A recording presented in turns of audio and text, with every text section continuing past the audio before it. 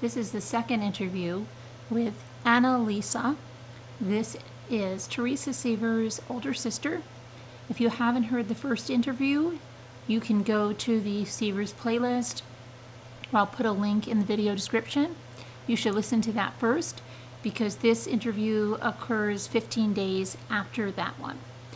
All right, so please listen to it. We will be discussing it with the case discussion, and I hope that it brings you some insight if you have not heard this into this case that just keeps, it keeps informing us of one thing after another. This is Detective John Lathrop of the Lee County Sheriff's Office Homicide Unit. The date is currently July 16th, 2015. The time is 11:08 a.m. This is reference case number 15-268513, the homicide investigation of Dr. Teresa Sievers that occurred at 27034 Jarvis Road in Bonita Springs, Florida. Conducting a phone interview with Miss Sievers' sister, Lisa, Lisa, white female, 3'8" of 63. Ann, or she goes by Annie, lives at 40 James Street, Ansonia, Ansonia, Connecticut, 06401. Her phone number is area code 203-231-2261, and we're doing the phone interview. I'm in the sheriff's office in Florida, and she's on her cell phone in Connecticut. Annie, when I introduced myself to you when you guys came down, I told you I was a detective with the sheriff's office, correct? Correct. And as a policeman in the state of Florida, I can swear you in and take your statement under oath. Do you understand? Yes. Raise your right hand. Do you swear and affirm the testimony you're about to give is true and accurate? I do. Okay. We're here discussing your sister's case.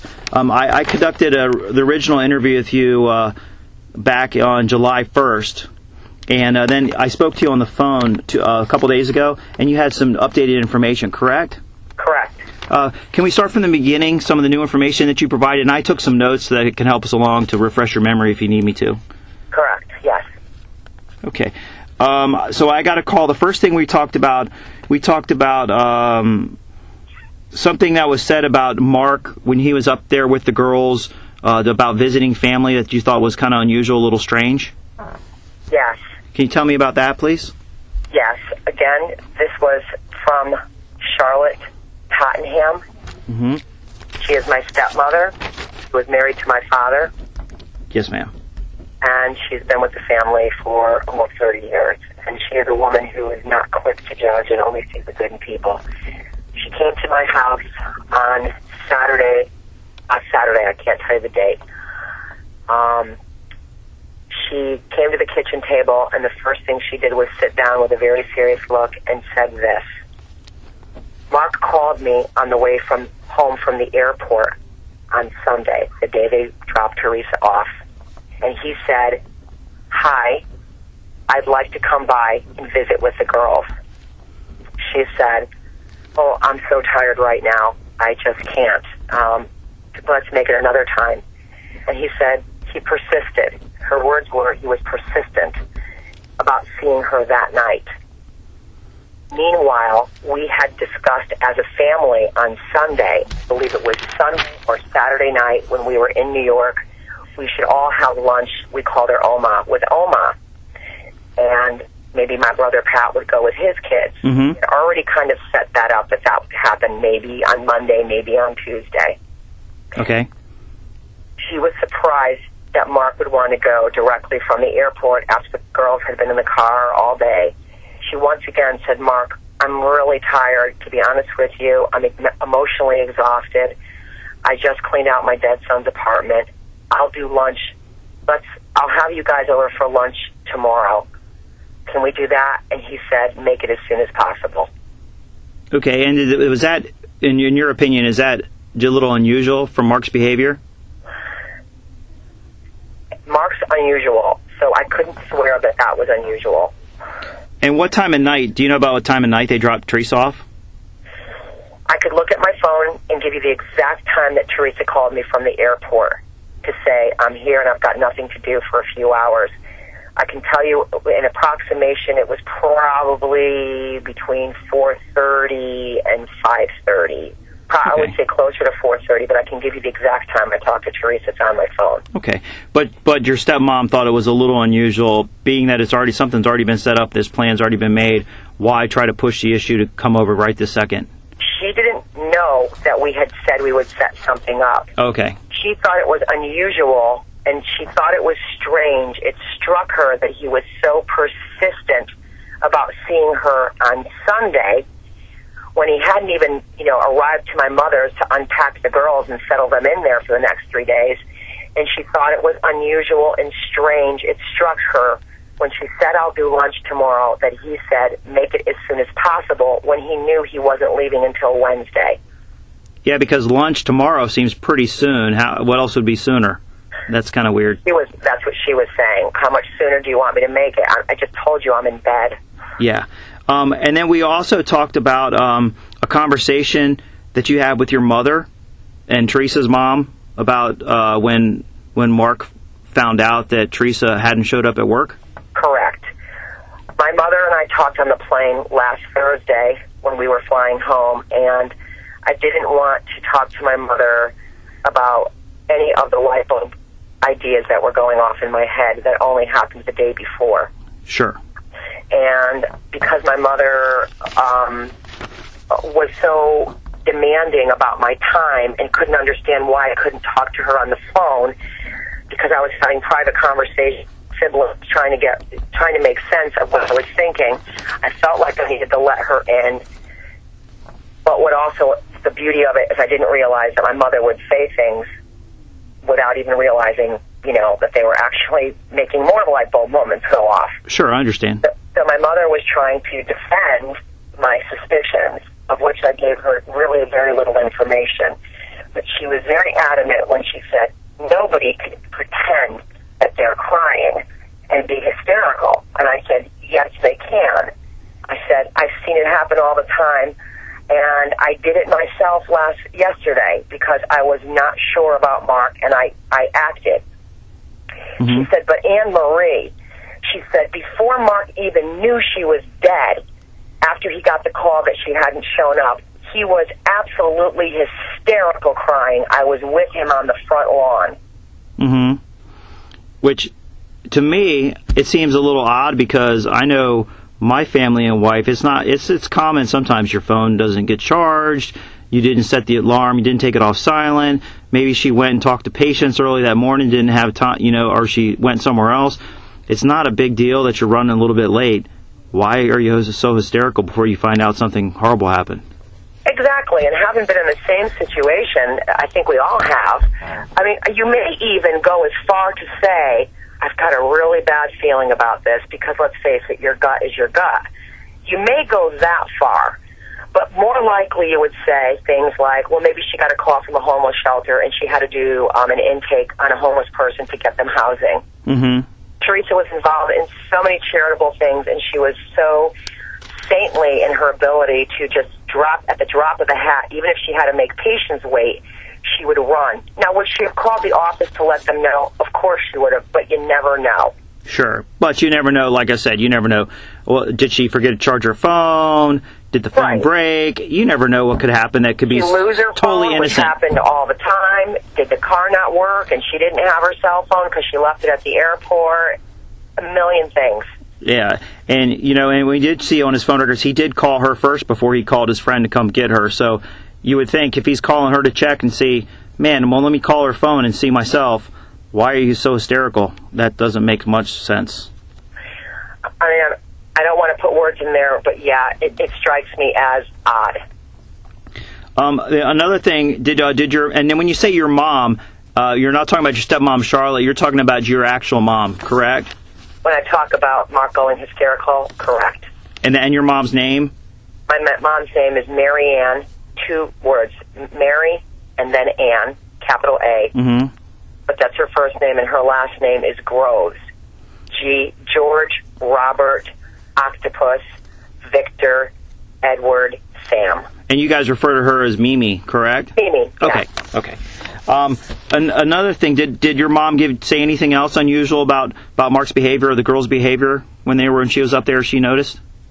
No, I've been wanting to find some quiet time to just talk to her without acting suspicious, because we've all made a decision as a family, as of last night, that if our best interest is in the girls right now, we need to put the energy out there and act normal, so that we can act normal in front of Mark, so that he'll be forthcoming, even though if he's any smart guy and he puts himself in our shoes, he has to think. So we want to make sure that we get access to the girls. And so I told my mother I put all that aside, and I'm only thinking about the girls right now. I understand. So I haven't had a chance to talk to her without acting suspicious. Now, another thing we had talked about, you brought up about something the girls said to you, that the children said, that you thought was a little unusual. I got more information on that. It was my brother Frank Longobardi, his girlfriend Kelly Bowers. Okay. She was with us. This was actually, I think it was the night of Teresa's services. Okay. I know it was when we were in Florida, and I think she said, because I wanted more information myself, I said, tell me exactly what happened. Apparently, she was getting upset because somebody was bothering her about some personal business, and she was like, my goodness, and she was getting angry, and she said, I can't believe that they would bother me at a time like this, like, who cares? Mm-hmm. And then Mark started asking her questions about it, like, well, maybe they want to know this, and maybe you shouldn't be so hard. And Kelly was like, starting to argue back with Mark, like, for God's sakes, Mark, look at just what's happened. Do you really think we have time to talk about stupid stuff like this? Sure. They started getting a little, like, bickery, and it was the little one, Carmela, who said, oh, you sound like Mommy and Daddy last week, but a lot cleaner version. Teresa had a mouth like a sailor, so it wasn't unusual. And, it's not like they said, wow, they had a huge fight, but they just said, you sound like Mommy and Daddy last week. So that only means that Teresa and Mark, now that I know the context a little more, that Teresa and Mark had an argument, which, again, they did daily. So, what it says is, we know they had one then. Yeah. Did the girls ever elaborate to you, either the girls, on what the argument was about or the context? Because we still haven't been able to talk to any of the girls and see if they witnessed anything or heard anything. I've had very little time with the girls when I was in alone, and I was very careful about what I said, assuming that Mark would be pumping them for what they talked about. So I didn't talk about anything like that. Okay. And then another thing we brought up, tell me about Mark's relationship with the girls. You said he's extremely, extremely protective, and he was a little upset when some of the family suggested maybe that you guys could help the girls out and bring them up there for a little bit just to get them away from the situation. Yes, we were... Kelly Bowers, my brother Frank's girlfriend, we had rented a couple condos in Mark's mother's complex. I can't remember the name of it. Kelly had taken Teresa's girls over to their condo to settle them down because they were going to do a sleepover. Remaining at the kitchen table in my condo where I was staying was my mother, her husband, Tom Groves, me, my brother Frank Longobardi, and Mark Sievers. And the purpose of the conversation was trying to get my mother to come back home with us. And Mark, do you really need her here? Because we feel like Mimi's going to hit the wall, and we don't want her to be alone when all of this sinks in. And she's 75 years old. Give her a break. Mark said, honest to goodness, Mimi, please go home. My brother's going to be in town this weekend, and I'll be okay. I'll be okay. So then that was my opportunity to say, well, we really want to be helpful, Mark. So we would be happy to take the girls, and I couldn't get the sentence out of my mouth. All he heard was the words, take the girls. And he immediately went up to a number 10 on a scale of 1 to 10. He went right to 10. I understand that he was stressed out. I understand that he could be very concerned about what happened to his wife, and he didn't want to let the girls out of his sight. But he yelled at me and said, the girls aren't going anywhere. And I'm paraphrasing. The girls aren't going anywhere. I'm not even comfortable with them staying over Frankie's condo tonight. No disrespect, Frank, but, it can't be all fun and games right now. I appreciate that you're trying to distract them, but they have homeschooling, they have violin, and they have a play, and they need to get back to normal and their normal diet and discipline. It can't be all fun and games. Yeah. I said, I understand. So then I tried to approach it a different way. I said, I understand what you're saying. I said, but if. And he said, you're not hearing me, Annie. There is no if. And I let him go off again. Yeah. When he stopped talking again, I tried one last time, because all I wanted to do was paint the picture of what Connecticut would look like. Schooling, psychologist. I mean, we have all the sources here. Sure. My sister, Nim, is a professor at Columbia University. You know, she does studies on the brain. So we have the resources. And he knows that. But once again, when I tried, all I said, now I went like this. Yeah, I understand. In Connecticut, we have, and he said, taking the girls away from me is off the table, and I don't want to talk about it anymore. And I said, okay. So we continued to talk, we calmed him down, and then I don't know how much longer after it was, whether Mark was in the kitchen, and I walked into my room, which was right off the kitchen, and my brother Frank was there. And I looked at Frankie and I said, oh my God, mention taking the girls away from Mark, and he goes crazy. And then I hung on the word crazy. And then all of a sudden, in my mind, because I never had a motive for Mark, and all of a sudden it all just spelled itself out for me. And that's when I came to that place. So, and that's what, when we were talking, you said that was something that reminded you, because when we first talked about Mark and your sister's relationship, you said, you know, they argue like every couple, but Teresa never really spoke about divorce. And then you recalled she was really upset about a problem with the IRS and Mark not paying some bills, and there was a big fight about it. I'm going to give you all of that. But then shortly after, and I think this is immaterial, but just that me, Frankie, and Mark were talking, and Mark was giving us more information about this, that, and the other thing, and he just seemed weird. I can't recall all the details, but I was saying, why didn't Sandra's boyfriend go to the wake? And he said, oh, he was there, and he just wasn't making eye contact. But Mark is weird, so I can't say that meant anything. But all I knew in my heart was, well, I never met Mark, so I never met Frank, Sandra's beau, or whoever he was, husband or living. So I wouldn't know if he was there. In my mind, I'm thinking, I never saw one man around her. Yeah. Other people, and she was surrounded by people calling at her. So I'm not buying that he was there. Sure. So so now I have the time. My brother leaves with Mark. I start to put it all together in my head. I call my Aunt Mary, and I wake her up. It's 12:30, 1 o'clock in the morning, and she gets to the phone, and I said, listen, you are the last person to have an intimate conversation with Teresa, and you said it was in the last week or in the last couple of weeks. I know neither me, nor Danielle, nor her good friend Beth Weaver, because I've talked to them all. We all wish that we had had more time to let Teresa tell us what's going on. But we also all agreed that if you're going to tell somebody, I think I'm going to divorce my husband, you don't want to have that person in your face every day if you decide to change your mind, because they're going to be going, oh, well, you know. So she would go to Aunt Mary. Aunt Mary she said things of this nature. I've had it. Mark is useless. He can't even wipe an ass. I can't rely on him for anything. Teresa was exhausted. She was crying. She was worn out. She couldn't no longer rely on Mark for anything, and it sounded like she was at the end of a rope. It sounded like she was at the end of a rope. She never said, I'm going to get divorced. She never, but you can hear in her voice that she was in a place with Mark where she really felt like, I can't even rely on him for the bare essentials. Someone to take care of my girls. That's one. The other thing I remembered was when she called me, and I really haven't had 10 minutes to put together on paper my own timeline. I probably could come closer to when that was. But I would say definitely, it was within a year, or likely within 7 months.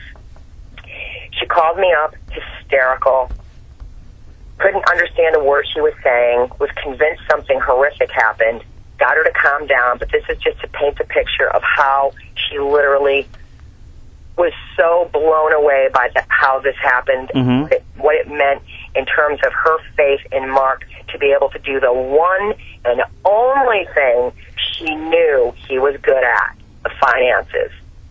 and they ended up with a $30,000 tax bill.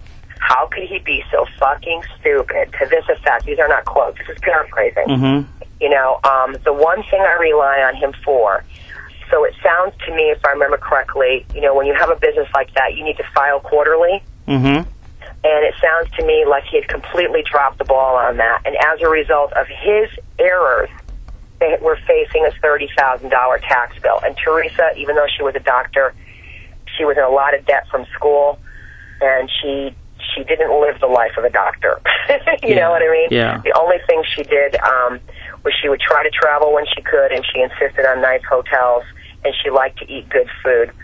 But she shopped at consignment shops. She was very thrifty, but she was also very giving to her family and friends who needed money. Like if I wanted to go visit her, she'd pay for my ticket, things like that. That was a big aha moment for me. Did she ever say anything to anyone that you talked to that you know, that if she could find someone to replace Mark, or if she just had someone else that could take care of the kids or do the finances or run the business, that she would just leave him immediately, or she was just totally fed up with the whole situation?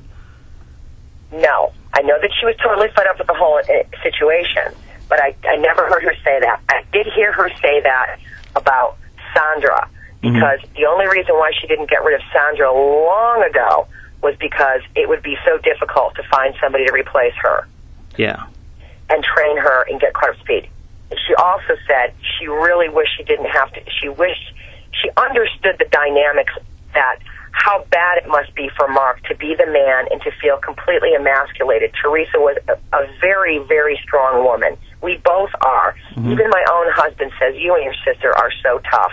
But my husband's a check man. He can handle it a little bit more, but it hurts his ego more. Mark was, you know, he was not your guy, so he was comfortable. He seemed to be comfortable playing the Mr. Mom position. But let's face it, he's a man. Teresa did say, I wish I could get somebody else to do the office, run the office finances, which Mark did not do during the day. Mark did it at night. He was not physically in the office during the day. He was taking care of the girls during the day, running them back and forth to wherever they had to go, taking care of shit at home.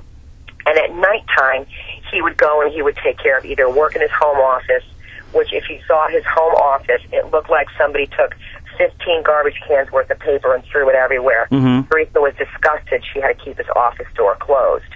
So she did say, I wish that Mark didn't have to be here, but Jesus, then I got to pay somebody $85,000 a year, and I don't have it.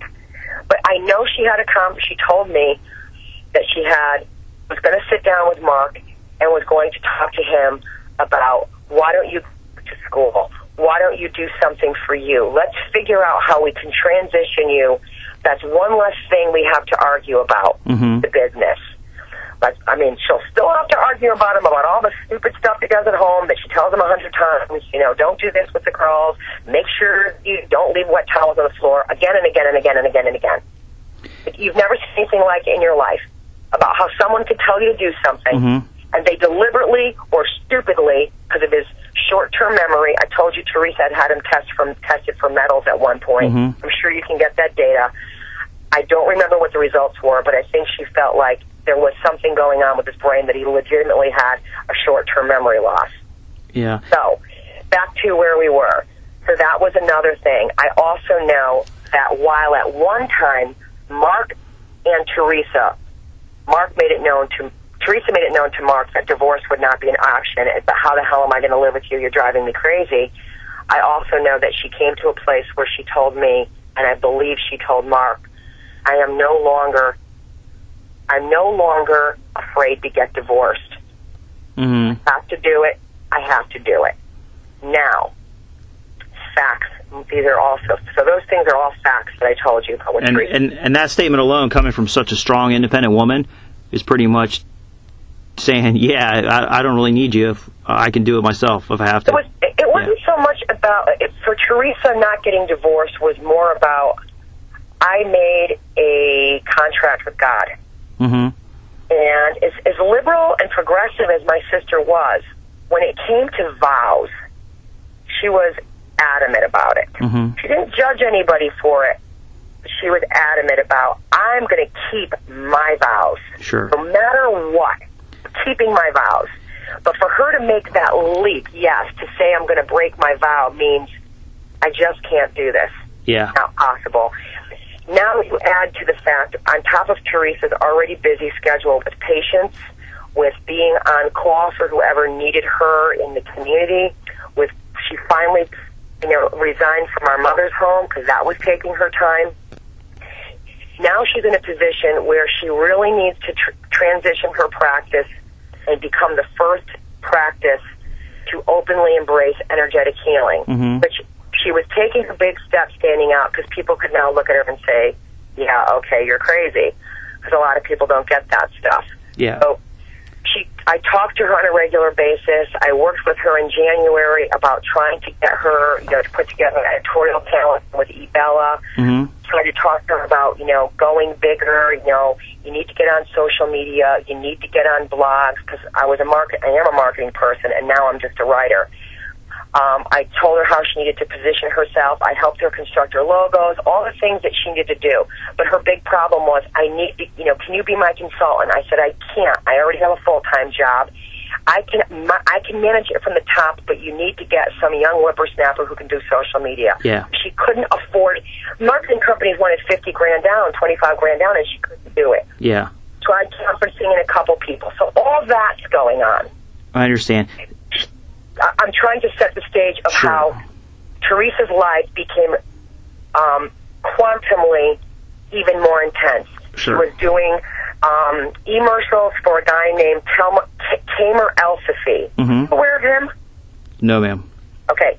Tamer El-Safi, I'm not saying I can just tell you what I know, that she had some arguments about her because she felt like she was being taken advantage, that she was doing all of this travel, losing money from her practice, going on the road, doing all of these infomercials on Flexen, Mm-hmm. and that she ended up getting in arguments with him because she felt like, what's in it for me? You said that you were going to be doing some videos for me for free because I need to get videos on my website. I kept telling her that. And there was a falling out between them, but I understood from Teresa that she set him in his place and they made it work out, but I believe she said, I'm not going to work with you anymore. I understand. Now, Annie, back to a question about Mark. Since we took the first statement, has Mark made any unusual statements, any unusual comments, any unusual behavior? Do you know anything about his friends or family or anybody he would confide in? Or Yes, but again, I can't tell you if they're unusual because Mark is unusual. Sure. I'll tell you these things since we last spoke that I remember. When I first met Wayne, who I believe was brought into questioning, is that true? I was told by Mark that Lee County Sheriff flew to Missouri, broke down his door, searched his place from top to bottom, handcuffed his husband and wife, and questioned them for 6 hours. And I don't know if Mark's trying to throw us off the scent, but I can't understand why Mark would mention Wayne because Wayne is his best friend. And when did Mark tell you that? I could give you the exact date, but I would say he told us on Monday. Okay. Well, that's part of the investigation that we're conducting, but did he give you any information about Wayne? What did he say? He told me on the phone, like, why, because we're trying to say, well, why, Mark? Can you think of any reason why they would talk to Wayne? Because in my mind, I know that Wayne and his wife, when I met them in Florida on the Tuesday, Teresa was found on Monday, on the Tuesday, if they told me once, they told me 5 times that Wayne is Mark's best friend since 14. And I'm like, oh, my God, it's so wonderful of you to be here for him. Wayne would do anything for Mark. Wayne would do anything for Mark. Mm-hmm. Did Mark say anything else about the situation with Wayne? Or he said that, when Wayne was their IT guy. Did you know that? No, ma'am, I didn't. Oh, boy, I was going to call you on that, but I didn't want to hamper you down. So Wayne was their IT guy. He did all of their IT for Teresa's personal computer. He did all of their IT for the office. Okay. An office? Yeah, he was their IT guy. Okay. He had someone do their IT. It was Wayne. Does he have an IT business, or were they paying him? Do you know how they were paying him? If he was like had a contract with them, or Don't know. okay, I also found out that. Did you know that? no, ma'am. Okay, so traumatic brain injury, according to Beth Weaver, what does that mean? I said, Beth. She said it means that once you have traumatic brain injury, and I believe it was from a car accident, people with traumatic brain injury, their brain is never right, and they are known to act impulsively, and they can do can have erratic behavior. I knew that Wayne had a lot of it. His wife showed me. And she said, if your mother needs anything, I've got some. My mother told me later that I said, wow, why is Wayne's wife on so much? I understand. She told me that her 6-year-old daughter was kidnapped and murdered, and she told me that her other daughter just died a few months ago. I thought it was for her, Mommy said. My mother said, well, it may be, but she said it was for Wayne, because Wayne had a car accident, and he doesn't sleep. Three things struck me. So Wayne's wife told your family that their 6-year-old was kidnapped and murdered? Yeah, she had told my mother that night when I first met them on Tuesday or Wednesday night, whatever night it was.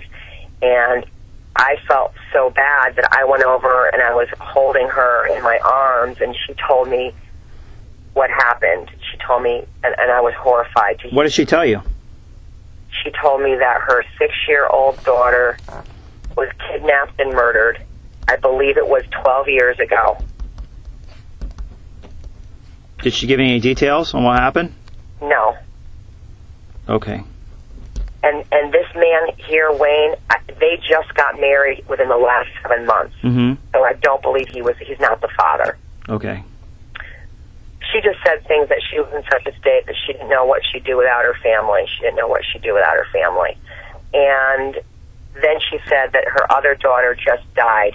Her other daughter, who was 6 years old at the time, or 12 years, her other daughter, who was 12 years old at the time, I guess, and now would make her 24, just died in March. And did she say how that daughter passed? She didn't, but it sounded to me like she never got over what happened to her sister, and I think she was often hospitalized and perhaps under some sort of care, and she died. Did she tell you? Did either her or Wayne elaborate on their relationship with your sister and Mark, and the last time they came to Florida, last time they came down, anything like that? They did not. What struck me was that when I was sitting on the sofa with my mother before I crossed the room, when my mother said, you don't even know what Angie's gone through, because I was comforting my mother. But that whole time that I was sitting there with my mother trying to comfort her and hold her in my arms, Wayne had his head in Angie's lap. Angie was sitting up straight. They were directly across me from the other sofa, and she stared through me like I wasn't there and never blinked. And it struck me as very strange. Did you see any interaction between Mark and Wayne when they were together? No. No. No hanging out, no consoling him, nothing like that? Can't recall, but I know that they, at times, I was just talking to my friend Karen, and I think, and I just confirmed it with my sister Nim, I said, Karen said when she first got here and you guys went to the grocery store that she thought she saw Mark and his friend Wayne and the wife in the car all together, which wouldn't be unusual. They were visiting and we were traveling all over the place. Sure. And Nim said, I don't know who it was. I don't know if it was Mark and Wayne. I don't remember who it was. I am sure they had time alone. I'm sure they had time alone. But I don't know where Wayne and Angie, his wife Angie, were staying. I don't know where they were staying. Did Angie, you don't know where they were staying? Do you know if Angie said whether they were staying in a hotel or if they, did she complain anything about Wayne's behavior or anything? Did who complain about Wayne's behavior? Angie? No. Okay. Just repeatedly that Wayne would do anything for Mark. And did you ask Mark when he brought up that he told you about how he was questioned and all that stuff? Well, why would they question him? And why would the police be doing that, Mark? Did you call him on it? I did. What did he say? Exactly like this. I don't know. That's it? He just didn't know? I have no idea. That's it. I don't know. But he was getting, panicky, like, oh my God, now we're hearing all this from Mark, so we don't know if it's true, but I kept saying, why would he implicate, if you're going to make up shit, you're going to make shit about something that doesn't tie it to you. Mm-hmm. This is Mark's best friend who made it clear for his wife, and he both made it clear to me they would do anything in the world for Mark. Mm-hmm. So it didn't make sense to me why Mark would say that. But the whole stuff about searching the place, breaking down the door in the handcuffs, that didn't make sense to me. Yeah. And Mark's excuse for it was like, I don't know. As to why that happened, it was just I didn't get into, well, why would they do that? And mm-hmm. I may have, but I can't remember what he said. All I said was, why would they question Mark? Why would they question Wayne? Mm-hmm. And he very quietly said, I don't know. And I would think you'd be going, I don't know, there'd be more, like, it just didn't make sense to me. Sure. Has Mark discussed anything about anything to do with any kind of life insurance or anything on your sister? I know we brought it up. We talked about it briefly last time. We're trying to get all of the timeline correct on that.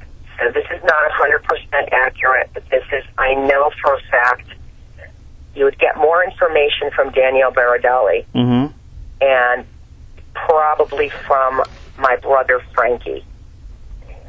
From what I understand, because I tried to get it straight, is when Mark was first asked about the life insurance policy, like saying, well, don't worry, you've got life insurance, Danielle was saying, how much did Teresa have? And he said, I have no idea. I have no idea. And then shortly, whether it was the next day, Danielle and I were talking about it, and I said, I want to say Teresa had a lot of life insurance policies, so they should be okay. She said, I asked Mark, and he said he has no idea. She said, Annie, I want to say it was $1 million. And Danielle goes, I think it was more than that. Then she talked to Mark about it, mm-hmm. and said to Mark, Mark, he said, maybe he threw out a figure then and said, Mark, it was like at least $1 million. And then we were all wondering why Mark, who is a man who's on top of numbers, mm-hmm. and that's his thing, you don't forget a number like that. So then when I finally find out, and I believe it was my brother Frank, that it was $5 million, I said, what? How the hell could he say, I have no idea? You could say, well, I know it's a lot, at least $1 million. Mm-hmm. But you don't have no idea when it's $5 million. And then, this is where you need to check with my brother Frank Longobardi. Mm-hmm. I was trying to get the details. I'm pretty sure that's what it is, but you have to get this corroborated. So when Mark told Frankie it was $5 million, my brother Frank said, oh, so you checked with the insurance policy and you found out. And Mark said, no, I always knew it was $5 million. But again, Mark forgets everything. Yeah. But, again, he just doesn't remember. I don't know why they'd be questioning my friend. We don't know. So, is there anything else that we didn't talk about? Anything else that we want to add that you think that would be helpful to the investigation, Annie? Yes. I had been asked about Teresa have an iPad or did Teresa have a computer? Yes, ma'am. Okay. So she did not have an iPad. She did have a laptop. I was asked, did she have it with her in New York? I said, I don't remember seeing it.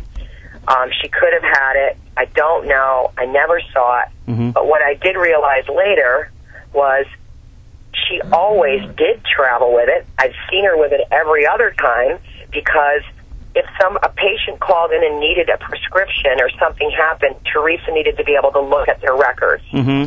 The computer always went with them. Now, I would assume that now when she's going to go back to Connecticut, she needs to have the computer with her because that's her only access. So I'm understanding from one of the detectives who said it was not in her luggage. Sure. So, that makes sense. If she's going to see patients, she's going to need her laptop to dictate notes and update files and do what she does. If she had the computer at the office, she did a lot of work at home. Sure. Okay. Is there any other information you have? Anything we didn't discuss that you think is important and we need to document at this time? Yes. That Teresa's first husband, Kenny Cousins, for some reason we found it weird that he was Facebooking everybody, and for a man who got on Facebook maybe a year ago and never made any posts, is posting all the time now and is asking everybody to be their friend, sent me a message on Facebook. I didn't even read it yet. But what's weird is we know that Teresa had a relationship with Ken after they were married. That years later, Teresa wanted to make peace with it.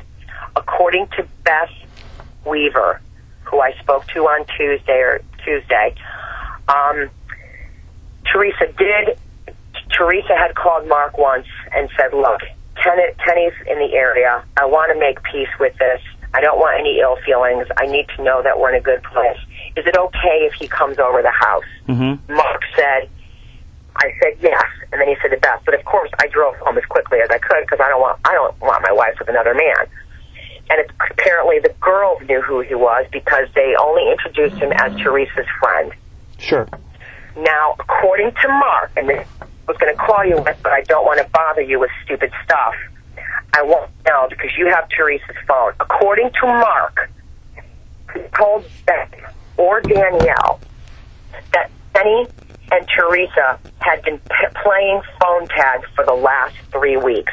And I want to know if that's true or not.